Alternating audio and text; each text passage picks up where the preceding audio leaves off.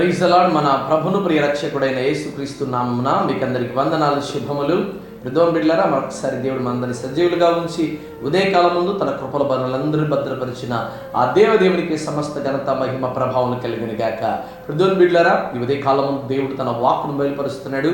ఒకసారి ఆలోచన చేద్దామా? పరిశుద్ధ గ్రంథంలో నుండి విలాప వాక్యములు 3వ అధ్యాయము 7వ వచనం. ఆయన నా చుట్టూ కంచె వేసి ఉన్నాడు. ప్రియమైన బిడ్డలారా, దేవుడు తన బిడ్డల చుట్టూ తన కంచె వేసి ఉన్నాడు. దేవుడు తన బిడ్డలను తన కౌగిట్లో చేర్చుకున్నాడు. దేవుడు తన బిడ్డలను తన అరచేతిలో చిక్కొని ఉన్నాడు.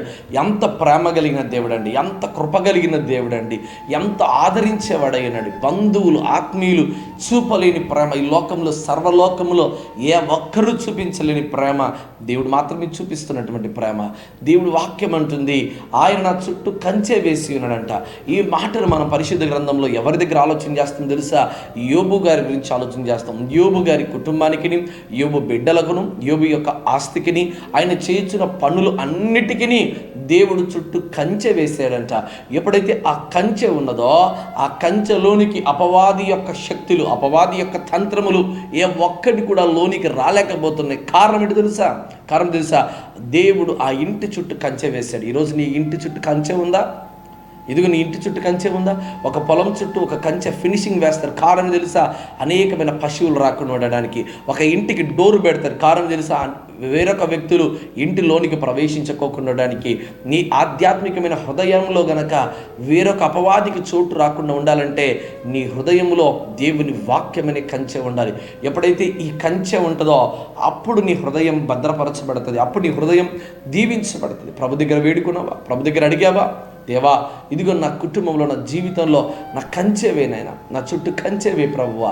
యోబు కుటుంబానికి వేసిన కంచె నా పిల్లల జీవితానికి వే ప్రభువా.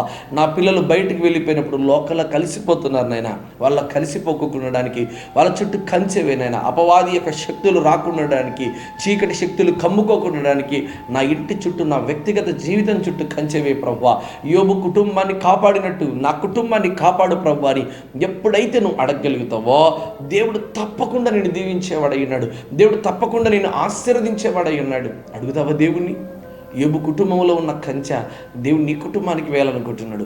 ఇదిగో ఆరోగ్యము కూడా, దేవుడు ఆరోగ్యాన్ని కూడా కంచె వేసేవాడు. ఆయన అనుమతి లేనిది ఒక్కటి కూడా రాదు. ఆనాడు మరణపు దూత ఇదిగో ఇజ్రాయేల్ ప్రజల యొక్క ఇంటిలోనికి రాలేదు. కారణం ఆ ఇంటి ద్వార పట్టెములకు ఇదిగో రక్తము, గొర్రెపిల్ల రక్తం ఉండడాన్ని బట్టి ఆ ఇంటి చుట్టూ ఆ రక్తం ప్రోక్షించబడినప్పుడు ఆ ఇంటిలోకి మరణదూత రాలేదు. అది వారిని కాపాడింది, వారిని రక్షించింది. ఈరోజు నిన్ను, నీ జీవితాన్ని రక్షించాలన్నా, కాపాడాలన్నా యేసుక్రీస్తు రక్తంలో నీవు కడగబడాలి. నీ చుట్టూ, నీ కుటుంబం చుట్టూ ఆయన కంచె వేయాలి. ఎప్పుడైతే ఆ కంచె ఉంటుందో అప్పుడు దేవుడు నిన్ను మిక్కిలిగా దీవిస్తాడు, ఆశీర్వదిస్తాడు. అటు దీవెన ఆశీర్వాదం దేవుడు నిశ్చయముగా ఈ దినానికి అనుగ్రహించి దయచేయునుగాక. ఆమెన్. God bless you.